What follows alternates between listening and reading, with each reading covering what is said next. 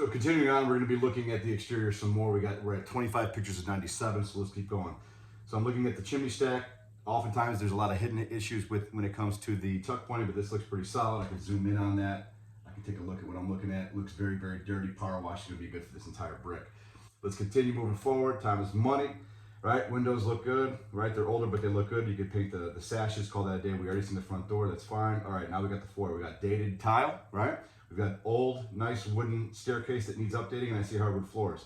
I see old school doors, right? So I'm looking at some wainscoting, which looks nice. I see an old knob, which tells me that the switches are outdated. So I'm making all these mental notes real quickly from one picture.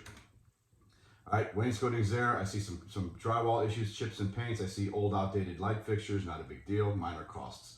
Continue moving forward. I'm seeing that there's a lot of hardwoods in here, so I'm keeping track of that. Naturally, what we're gonna do more than likely is swap out that tile in the front, and then we're gonna refinish the stair columns as well.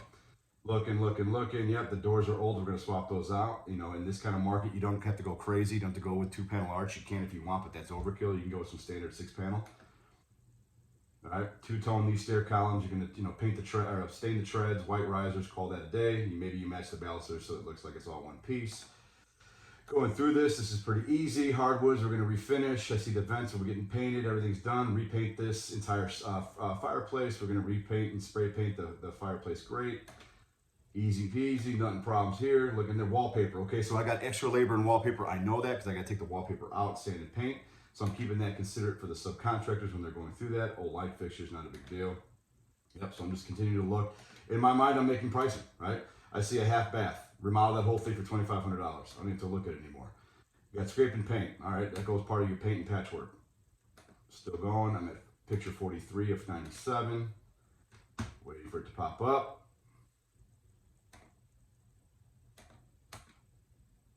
Waiting. Welcome to the new world of waiting, right? Everybody, the kids are on the internet as long as I am with these schoolings. It's eating our data. Come on. All right, so there we go. So I'm looking at the kitchen, different angles of the living room and the kitchen. Naturally, I think it's ugly. It's old school. It's from the 70s. You got wall paneling that comes down. You put up new drywall paint.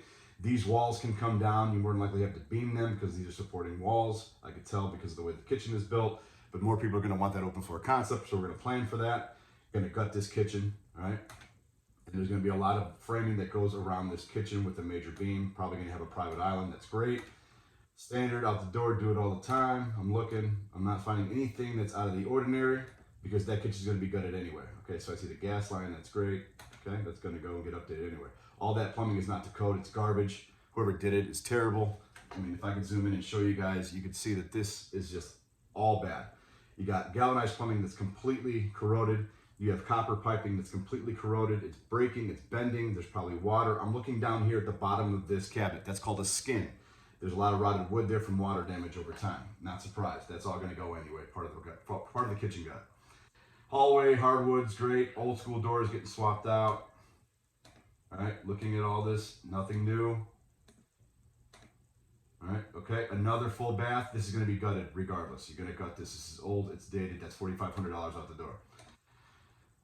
All right, floor drain, of course, you're going to update all that. So keep in mind that when you're gutting the kitchens and gutting the bathrooms, add 15% for electric, add 15% for plumbing, because those things are going to come with the territory. You can't just swap out a water heater and not expect to have extra plumbing costs. You can't just swap out, I mean, look at this. You can't just swap out a toilet and not think you're going to have to address the additional plumbing. This needs to be upgraded. You take a kitchen like this, a shower like this, it's so old that you know that when you rip that out, you're going to be updating shower valves, which is a rough-in.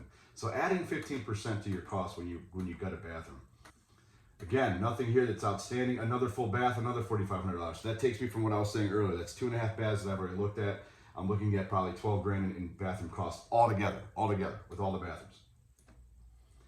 Yep, beautiful, ugly yellow tile. It is what it is. Upgrade, 79 and 97.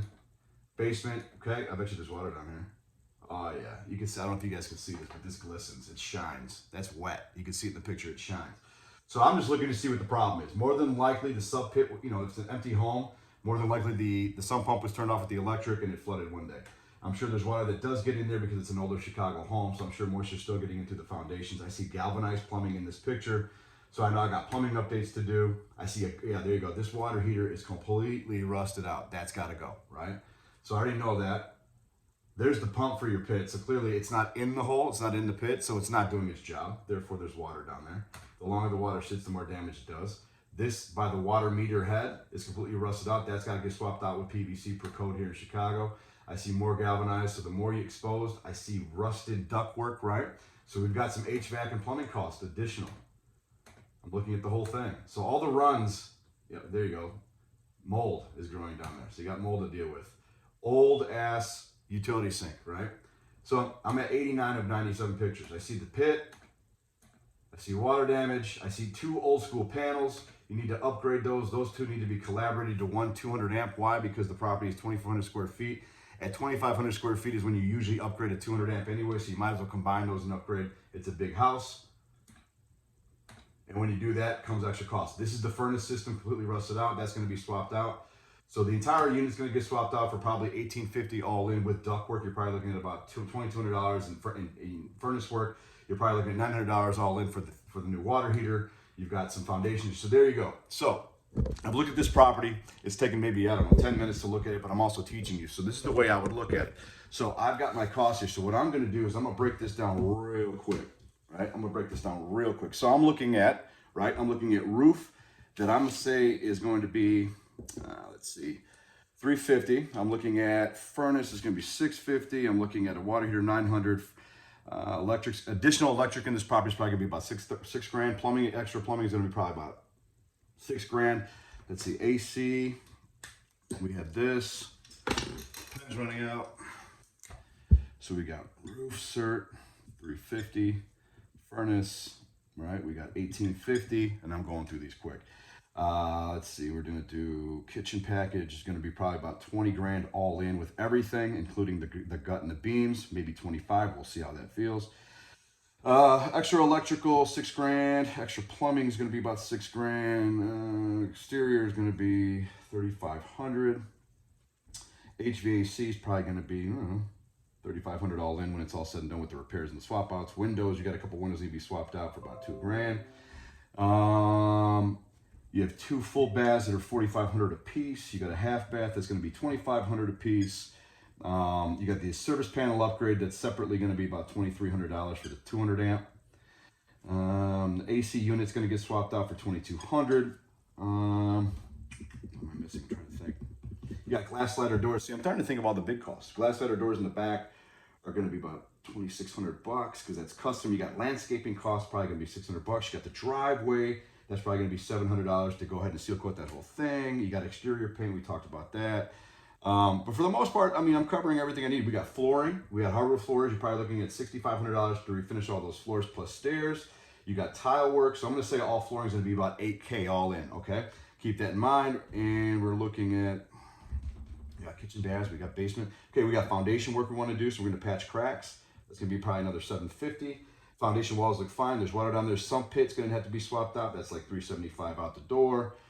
And we're good. So this is what I did as we're talking, right? I legit wrote these down, right? Boom, wrote it down all over. So I got my numbers. I got to sit there and add them all up. And when I look at this, I'm guessing it's going to be 90K all in, right? And that's pretty much where we're at. That's pretty much how I do it in very fast time.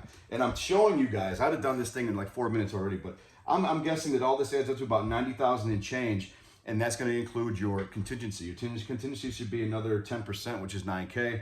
This property can be done for 100K all in. Something to think about. That's how I do it. That's how fast we do it. So if you've got a bid and anywhere in the country, send it to us. Let us look at it, and we'll bid that out for you and walk you through. So I'm going to call this client now. I'm going to have him set up on Zoom, and then we're going to go through everything I looked at. We're going to go through the pictures. We're going to talk about certain things, and that's how we do it. So I'm going to say this is a 90K base rehab, 10 plus 10% contingency at 99K all in, right? So he's got to look at his numbers now. So if the ARV is 300 and it's about $100,000 renovation, he's got to pick this property up for as low as humanly possible. But this is why I help investors so that they understand what they're buying before they buy it. Stay tuned because I'm going to see if this investor is going to pick it up, and then we're going to help them and coach them through that rehab. This is what we do. This is why having a construction skill set is everything as a rehabber. You have to